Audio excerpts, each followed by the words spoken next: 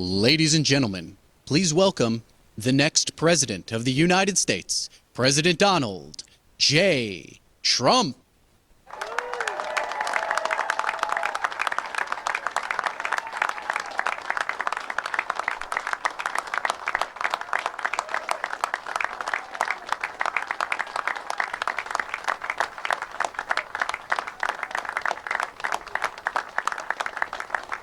Well, thank you very much. It's an honor to be here. The weather was a little rough, but there was no way I was going to miss it. And I see we have a lot of media here. That's nice, always nice. They're our deep friends, right? But we're getting better over the years, much better. But I do want to say hello to everybody. This is a special place to me, and we're going to have a big victory. The polls are looking tremendous in Michigan and Wisconsin. And we're going to do something I think that's very special. I think it's going to be a very special election. I've been saying November 5th of this year is going to be the most important day in the history of our country. I believe that. So just remember that. We're here this afternoon in Grand Rapids, Michigan, 1,283 miles from the southern border. You've been hearing a lot about the southern border over the last couple of years. We put up a chart which is border related, and you see the lowest point in history was just before I left. Just as I was leaving, that was the lowest point. You see the arrows pointing? And I think that chart spells out better than anything I can say today. In fact, I don't have to say anything. I can just leave. Just take a look at that. That is the best. And then it looks like a rocket ship went off. When you look at the other numbers, it's a shame. It's a sad shame. Under crooked Joe Biden, every state is now a border state. Every town is now a border town, because Joe Biden has brought the carnage and chaos and killing from all over the world and dumped it straight into our backyards. And people are coming in from prisons and mental institutions, and nobody's ever seen anything like it. Under the Trump administration, we had a tough policy of getting the bad people out. We wanted to get them out. We took them out by the thousands, and we took, as an example, the MS-13 gangs out.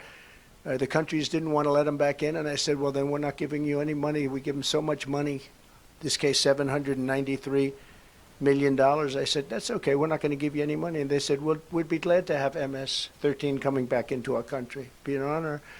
And they took them back, but they wouldn't take them back under Obama. Under the Obama administration with Biden, they wouldn't take them back, and I was told that they won't take them back. And I said, really, what do we give them? And it was close to $800 million. I said, tell them we're not giving it to them anymore. And they immediately said, let's take them back.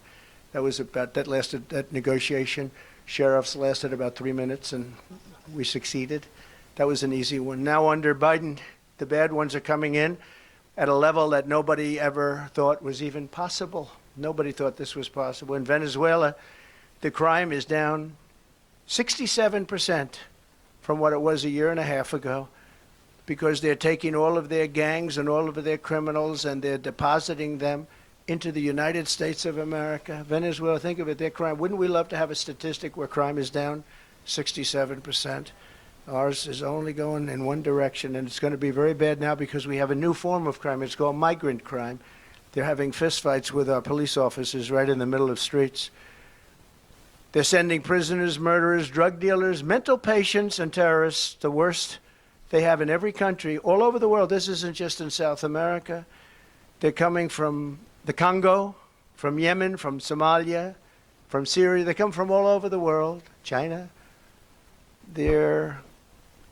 Many of them are military age, which is a very strange. You don't see very many women coming in, and you see a lot of them coming in about 19 to 25, 26 years old, and especially from China. We have 29,000 over the last few months, 29,000 from China, and they all seem to be perfectly fit for military service, ready for military service. It's crazy. This is country changing, it's country threatening, and it's country wrecking. They have wrecked our country. But I stand before you today to declare that Joe Biden's border bloodbath, and that's what it is. It's a bloodbath. They tried to use that term incorrectly on me 2 weeks ago. You know, it's all about misinformation. That's all they do is cheat on elections and disinformation, misinformation, fairly closely related, those two words. But they basically mean that it's all talk, but it's a border bloodbath, and it's destroying our country. It's a very bad thing happening. It's going to end on the day that I take office, which will be January 20th. It'll end. And thank you. I want to thank members of Congress. A lot of great congressmen are here, warriors, really. They've fought with me for a long time. John James, John Molinar, and Jack Bergman, they're great friends of mine, and they love your state. They love your state. I want to really thank and congratulate, because this guy has gone like a rocket ship. I've never seen it. Well, I have a couple of times. We've got a lot of people elected. Those endorsements are pretty good. But, you know, you still have to endorse the right person. Otherwise, it doesn't work. And your next U.S. Senator, Mike Rogers, who's going to be fantastic, wherever Mike is. Wherever Mike is. Thank you, Mike. Thank you, Mike. He was a great congressman. He was a tough guy, too. He had one little sabbatical. He went to CNN for a little while, and it's okay, you know. They say got to be. But other than that, he's been great. Well, that's good, because now you'll get a few of the more moderate people who are being nice. But he's a very respected person.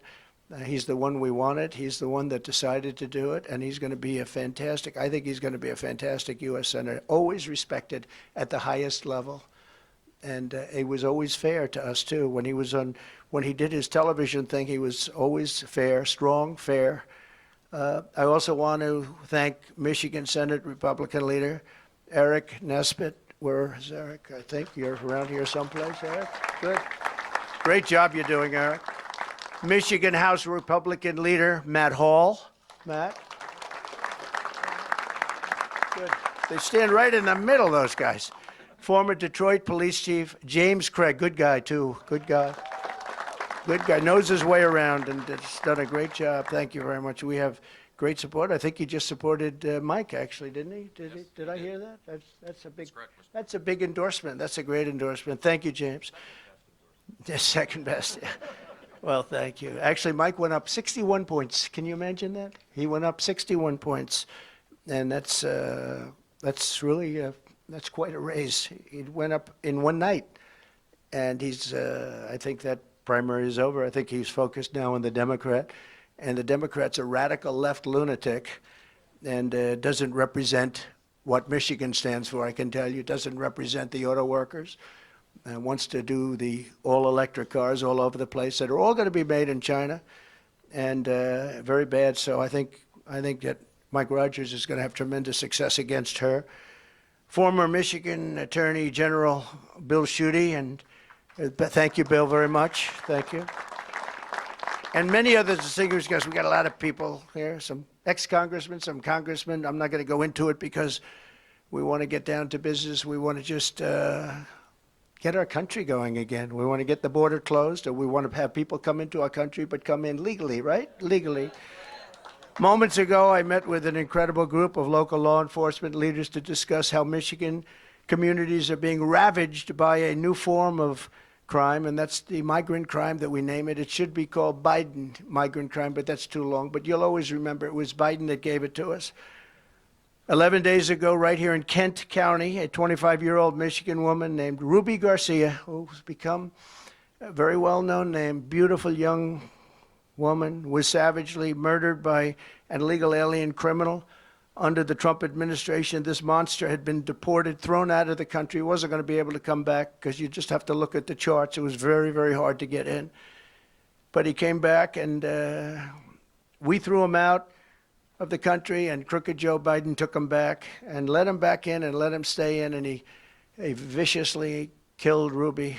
The illegal alien charged with Ruby's really heinous killing, and this is somebody that had many, many arrests, including for some very bad crimes that he committed. And he was set loose to roam our streets, and in this case, set loose to roam in Michigan by politicians that are left and weak and stupid. On March 22nd, he shot 17-year-old Ruby. Actually, she was a beautiful, beautiful young woman. Ruby Garcia was shot multiple times with an illegally obtained handgun. Her body was dumped on the side of a highway, left to die, actually. Had a little life left to die. And Ruby passed away, and it's been a big story because it's so horrible. Some of these horrible stories, there's so many of them, you could go on for days, but some of them just, they resonate so much more for whatever reason. They're all so horrible, and there's so many of them. Now Ruby's loved ones and community are left grieving for this incredible young woman, remembering what they called her. They said she had just this most contagious laughter, and when she walked into a room, she lit up that room. And I've heard that from so many people. I spoke to some of her family. 2 months ago, another illegal alien criminal was sentenced in Kent County by executing a 22-year-old Grand Rapids woman while she was in the car with her 1-year-old baby, shooting her at least 5 times all over with a rifle at point-blank range, while the killer was wanted for outstanding attempted versions of various forms of strangulation. They were looking for this particular killer all over the country. He was allowed to come into our country by a very weak border policy. And just a few weeks ago, I met with the grieving family of Laken Riley. You know Laken, she was incredible. Top of her class, everything was the top. She was the top of everything. She was incredible. I met the parents, incredible people. The 22-year-old nursing student in Georgia who was barbarically murdered by an illegal alien animal. The Democrats say, please don't call them animals. They're humans. I said, no, they're not humans. They're not humans. They're animals. Nancy Pelosi told me that. She said, please don't use the word animal, sir, when you're talking about these people. I said, I'll use the word animal because that's what they are. I'll never forget my vow to her wonderful mother, father, and sister 2 weeks ago. And I said, I will deliver justice for Laken. I said that, and now, today, I'm adding something. It's going to be for Laken, and it's also justice for Ruby. We're going to deliver justice for Ruby. We're going to watch what happens with this thug. We're going to watch what happens. And we have all the law enforcement behind. They're going to be watching what happens to this thug. He's not going to get away with it. So many people get away with it. They say, oh, let him go, let him go. I'm the only one that has to put up a bond. You know, I put up a bond. I didn't do anything wrong.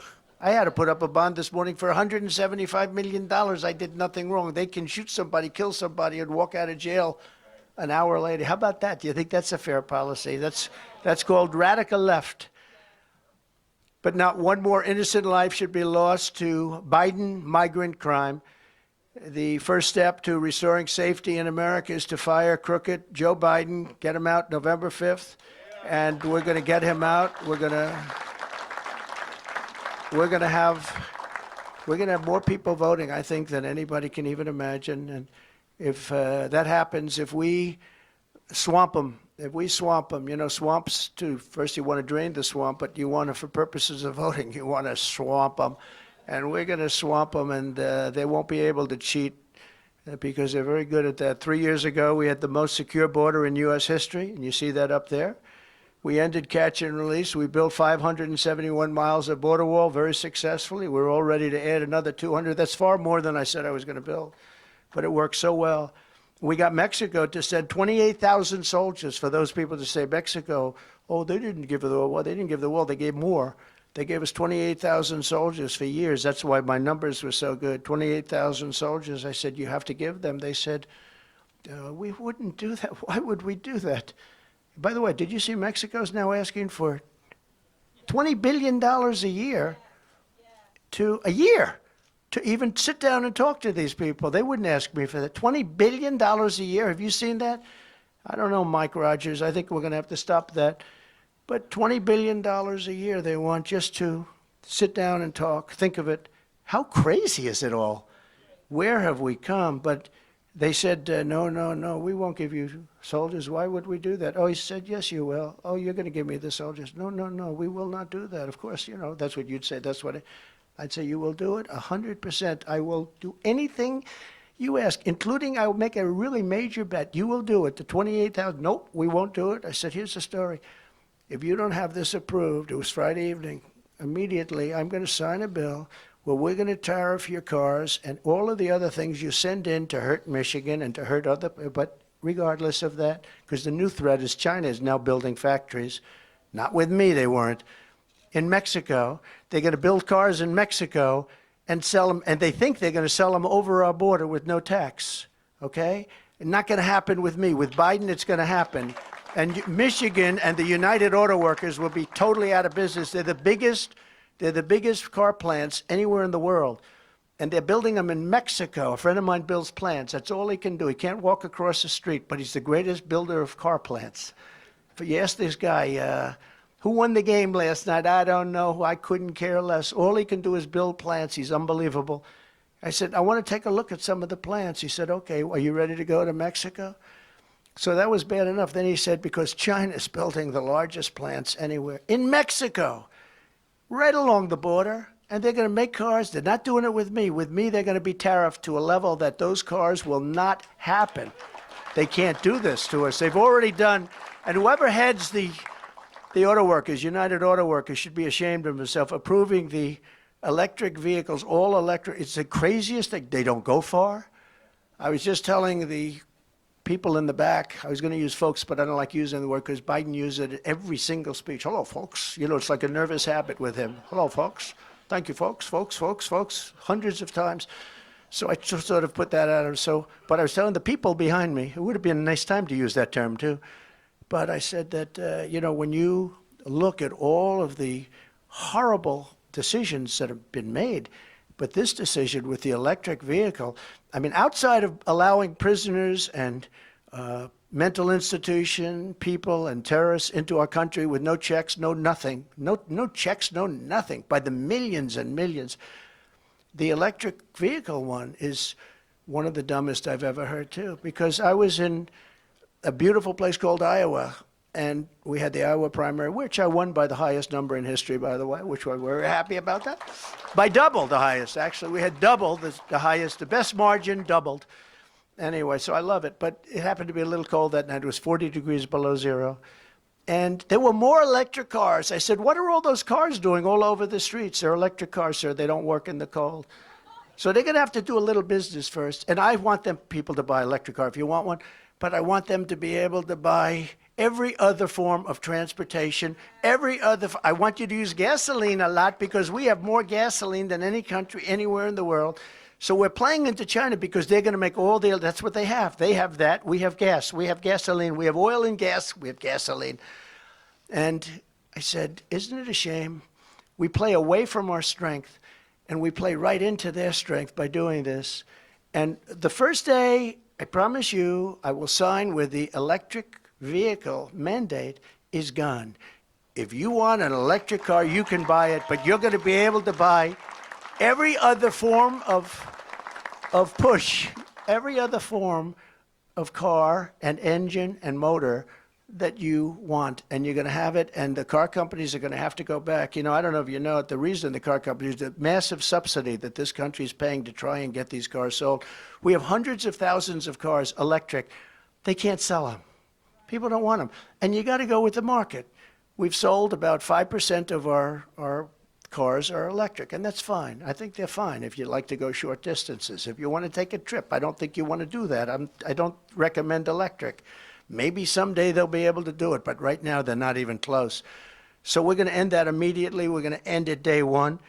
But we had remain in Mexico. Think of this. We had the 28,000 soldiers, and when I said I want them now, we had them the following week. That's why our numbers are so good. But we have remain in Mexico, safe third country agreements, asylum bans, Title 42. When people were sick, we don't want them coming into our country with contagious diseases, and they have it. And all of a sudden, you see these contagious diseases spreading, and everyone's saying, I wonder where they came from. I can tell you where they came from. And we had what's called a rapid removal policy, very rapid removal, like how about the following day and even that evening. And all of that's been ended by crooked Joe Biden. It's just so sad. And that's why you see the numbers on the chart where they look like the rocket ship. Joe Biden and his party came in and they blew it all up. Everything was, all the things we did, in so many other ways too, with trade, so many things. We took in hundreds of billions of dollars from China, and they're soft on China. They're soft on everybody but me. They're very tough on me. They are soft on everybody, but they're tough on me. But that's okay. It's going to all work out very nicely because the people of this country understand it. You can't interfere with elections like they do. And it's the only thing he's got going, if you think about it. The border policies are horrible. All of his policies are horrible. You look at inflation, inflation's through the roof. No matter what money people are making, the inflation is better. Unless you quadrupled your salary, the inflation is just destroying people in this country, where bacon is up 3 and 4 times, where the food prices are so bad, the energy prices. And by the way, energy is going up again, in case you haven't noticed.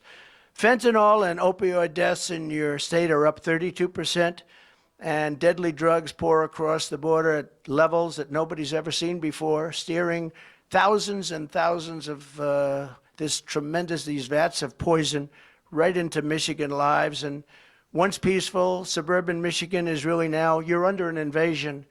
And there's no way you can vote for this guy. I mean, look, I don't want to be too casual about it. There's no way you can vote for this guy. You see what I see.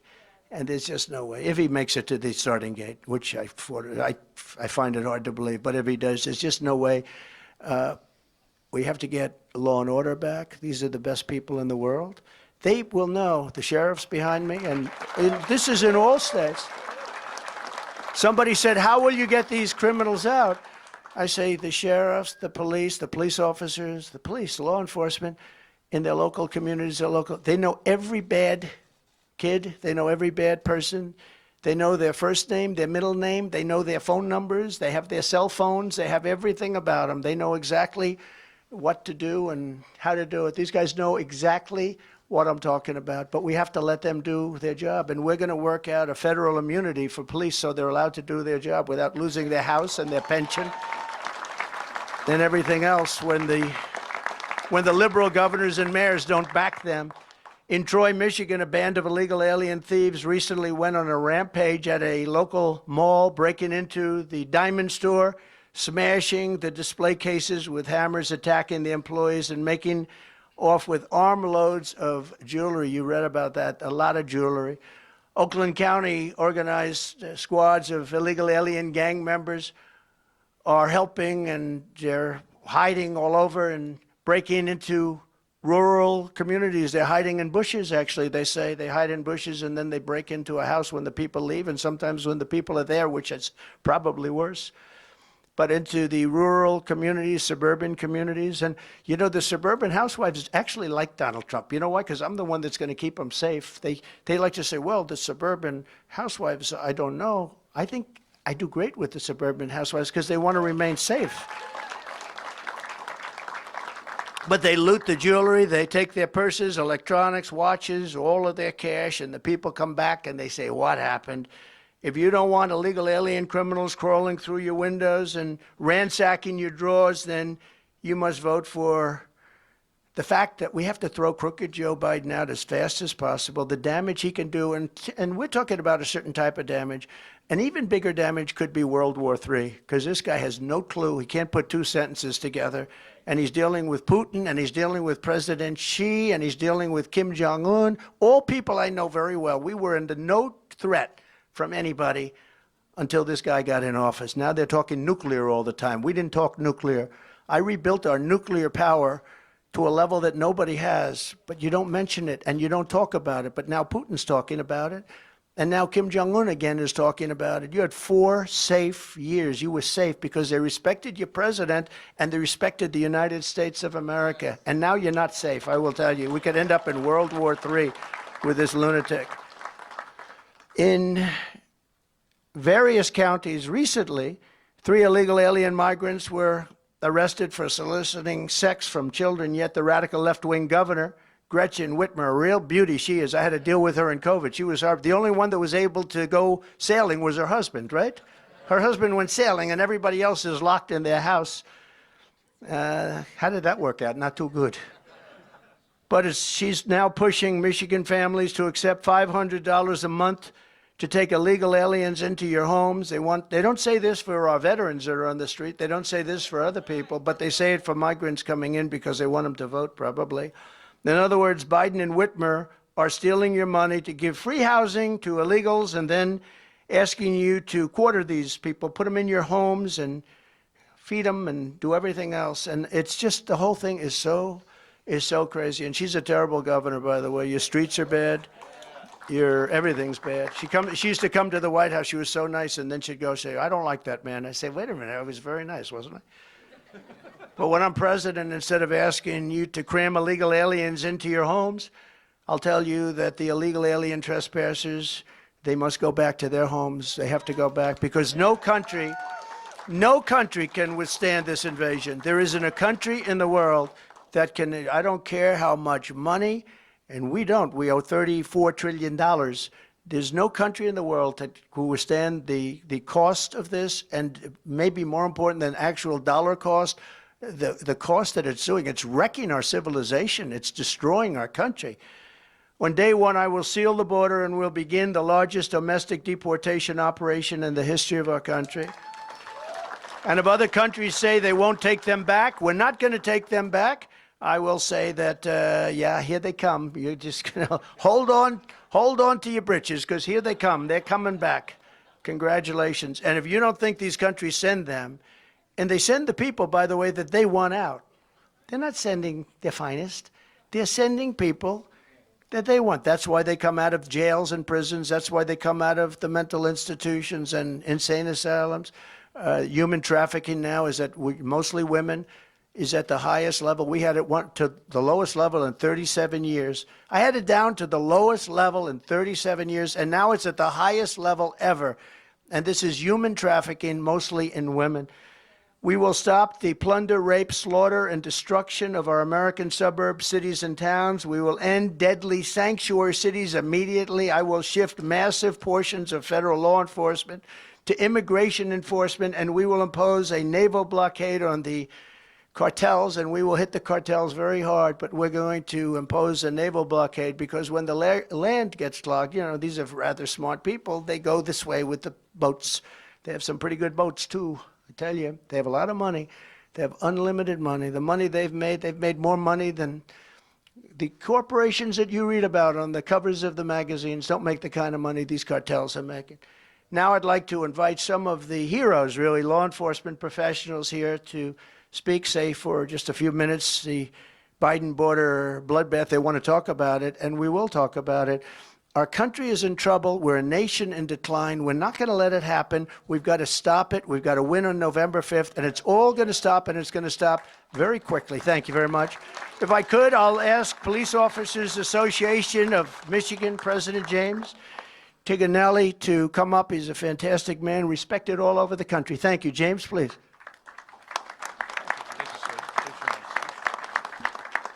What an honor to be here and with all these leaders of law enforcement and Congress, but with you here, waiting for the next trip up to D.C. with you. I wanted to tell you a little bit about recruiting, retention, and what the life of the police are like right now that we know that you were going to fix for us because you did the last time, just because of how you feel about us. 45 years ago, 45, number sounds familiar, right?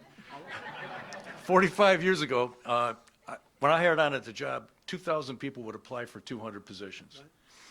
Because this job of deputy sheriff and police officer was a very honorable job. The guy down the street, you all knew where they lived, you all looked for them for leadership. And nowadays, let's say the last 10 years, we can't get enough people to fill the vacancies. The academies are empty. Nobody's coming along. And we can't get enough candidates. So why does that happen? It's not because there's no desire, it's because of recruiting. And recruiting, to me, was always the grandpa, Uncle Joe, who was a police officer. Maybe he was the baseball coach that was a cop during the week. He was the guy that you respected. I didn't come from a law enforcement family, but I came up as a law enforcement officer because they were important to me. On the east side of Detroit, you needed to have a few friends in the PD. The 48205, this is now the most violent zip code in America, I believe. That's where I was at. But there's no way we can have a president of the United States that allows 3 million people a year or more, I'm sure, to come across to come out of our country illegally. We can't allow that to continue. It's those who enter, they do so in the light of day. They do it by pushing aside our National Guard. Then they're handed a gift card, they're handed a telephone or an iPad, transportation to anywhere in the U.S. that they want to go. And then you want to tell these law-abiding people that are here, you have to obey the law. there seems like there's no real reason to do that anymore. And that's made it very hard to be policing, because people look to us, the law-abiding people look to us, but they're saying, what about that person? What about that? As you've talked about here today. My mom used to say it takes the wind out of your sails. You just kind of, everything calms down and it's not so good. The felons that we arrest become misdemeanors, and then they become no bond, and then they become free guys really before we get our car cleaned out at the end of the shift. Why would you expect people to obey the law when millions are rewarded for disobeying it? I don't know how many officers must get injured or killed, or worse, the civilians out there that are injured or assaulted or killed and assaulted. We've heard about a couple of them here tonight. I know that we can fill these vacant jobs with good people. I know they're out there. I know we can recruit them, but we need a commander-in-chief that will give them just simple due process. You've talked about some of the things that are important to us, but they just need to know they've got somebody behind them a little bit instead of trying to push them backwards, pushing them forward. I think that'll help to restore the honor to this job that was once such an honorable one. I can promise you that our guys will put that suit on and go out and do the job for you. They really will, and they'll be better for all of the people in this room when that happens. We always were what stood between law-abiding citizens and chaos. You hear about it all night. You've talked about it here today. Instead of those efforts to make the United States look weak and poor and average, we need you to make America look great again. And I know you have that. I know it's there. Last week when you went to New York and you attended the viewing of Jonathan Diller, I just wanted you to know that brought honor to every police officer, every deputy sheriff, every law enforcement officer.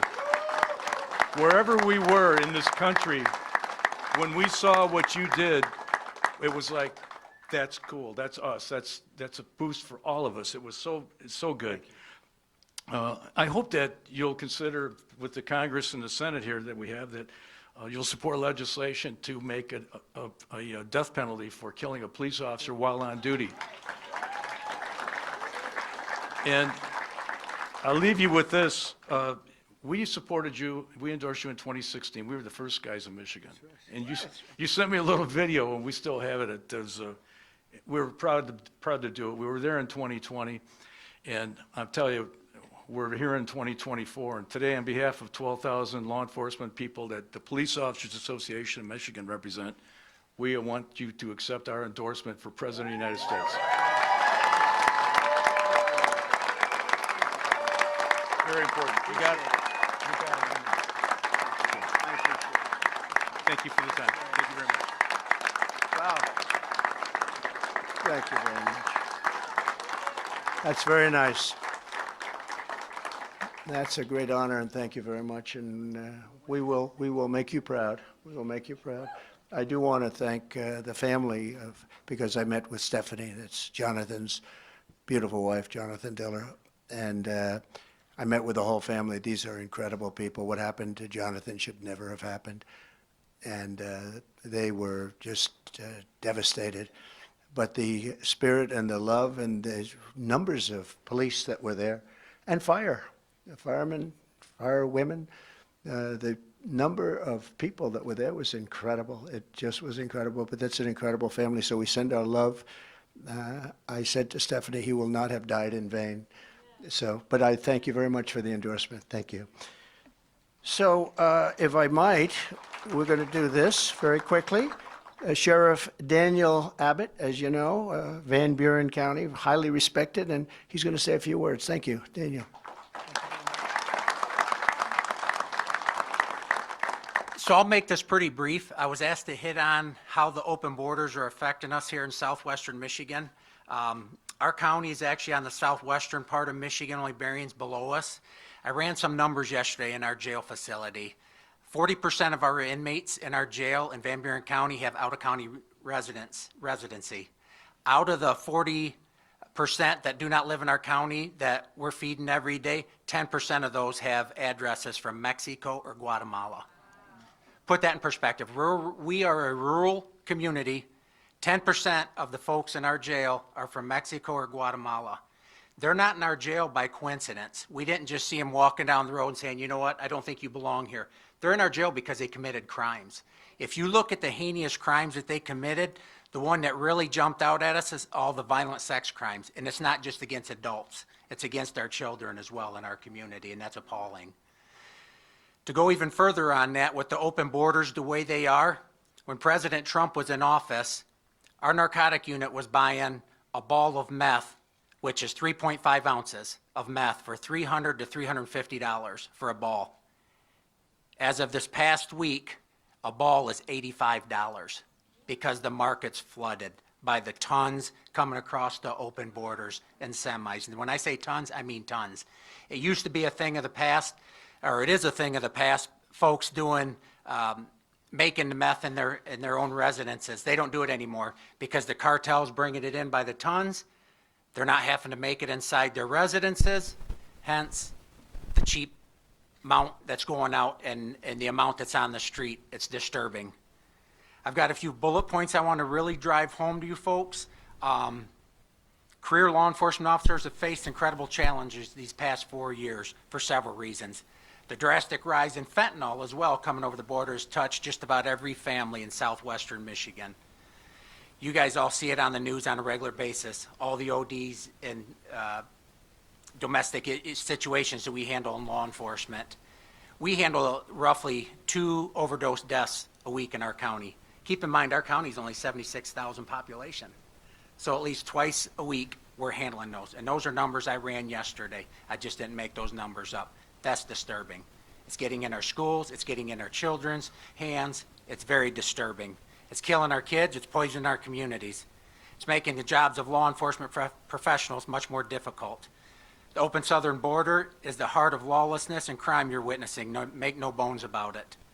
We need leadership at the national level that is willing to solve this crisis. President Trump, without a doubt, is the leader we need to get the job done and get America safe. Thank you.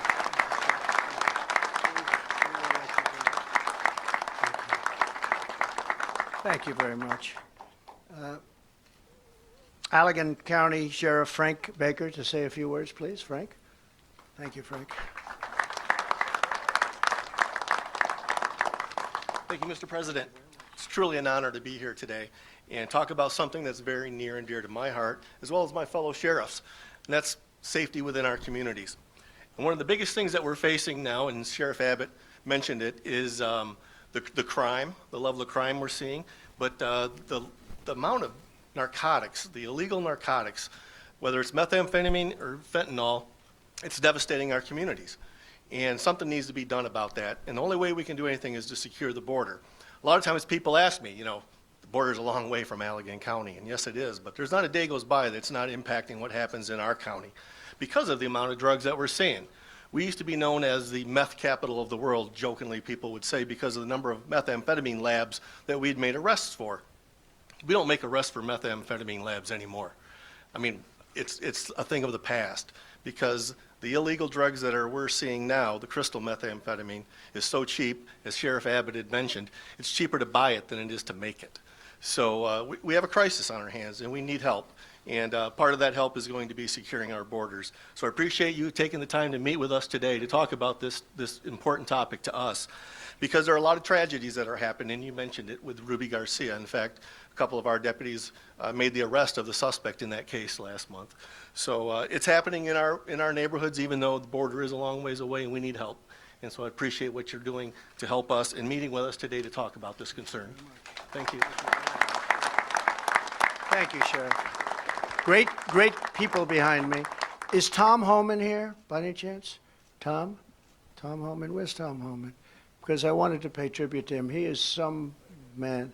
And I know he was around here. I said hello. I said I might bring you up, but I'm not going to bring him up because he's not here. He had to get back to capture people. But I just want to thank Tom Homan. He has been so special. He's been so great on television. He's been so respectful of the job that we did as an administration. We had such great numbers, and we took over a tough situation, and we had great numbers. In 2016, I ran on the border, and in 2020, we did such a good job, I couldn't even talk about the border. The people would say, sir, they don't want to hear about the border. I said, no, we did a great job. We have to talk about it. Sir, they don't care. You fixed the border's great. You see the numbers up there. The border's great. Nobody cares about the border. And now we have today. Today, the border is 100 times worse than it ever was in 2016. That was, I call it peanuts. That was peanuts. That was small time. And today it's the worst border anywhere, I think, in the world. There's never been a border like this anywhere in the world where millions and millions of people are coming. Thousands of people come over an hour. And there's never been anything like it. We're going to fix it. We're going to close it. And we're going to do many other things that we're not here to talk about, but we're going to make our country great again. We are not now a great country. We are a country that is in serious decline. And we're not going to let that happen to our country. We're going to fix the economy. We're going to get inflation under control. Inflation's up, probably real numbers, 50% in the last few years, and people are being destroyed just going to the grocery store. That's where I hear it the most. They go out for groceries. They can't believe it. They're paying 4 and 5 times more than they did 2 or 3 years ago. But we're going to fix our country. We're going to be respected again all over the world. I'm going to keep you out of World War III. We're not going to have World War III. Right now, the way we're going, you're going to have World War III. And we're going to do a real job. We gave you the largest tax cut in history, largest regulation cuts in history. We took care of our soldiers. We rebuilt our military. We beat ISIS, and we didn't go into any wars. Everyone said, remember when Hillary Clinton said, look at him, he's going to get us into wars. I got us out of wars. And but we knocked out ISIS, and we knocked out everything we had to do, and we rebuilt that military to a level. Unfortunately, he gave a lot of it away to Afghanistan. But as much as it was a small portion compared to what we did. We rebuilt our entire military, and I'm very proud of it. We have a great military. They're not woke like people think. A couple of people on top are. They'd like to be, but we're not. Our military is amazing. What they did with ISIS, it was supposed to take 4 years, and it took me a couple of months to knock out ISIS, 100%. You remember I had it down to 97%, and the media started saying, sir, it's not 100%. I said, I've got problems. I better do it. So we took a few more weeks, and we got it down to 100%, and they admit it. And just one of those things. But the people behind me are incredible people. They're heroes. They're heroes. And you have a couple that are going to be elected very soon, and they're going to do a real job. They love Michigan. They love the country, and they're going to do a real job. It's an honor to be here. I'll be back a little bit before November 5th. I'll be back as many times, because this is a very important state. You win Michigan, you win the election. You win Michigan, you're going to win the election. And so we'll be back, and we'll be back to Wisconsin. I'm heading for Wisconsin right now, and we're going to be back there quite a bit too. We're going to put it all out, because if we don't win on November 5th, I think our country is going to cease to exist. It could be the last election we ever have. I actually mean that. We don't win. I think this could be the last election we ever have. That's where our country is going. So I just want to thank you all. Thank you very much. And I just want to thank you all very much. It's an honor. I'll see you soon. And again, give these people a big round of applause. Thank you very much. Thank you.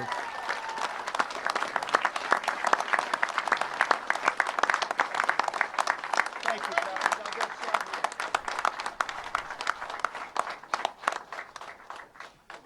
Mr. President, do you support the 6-week abortion ban that the Florida Supreme Court just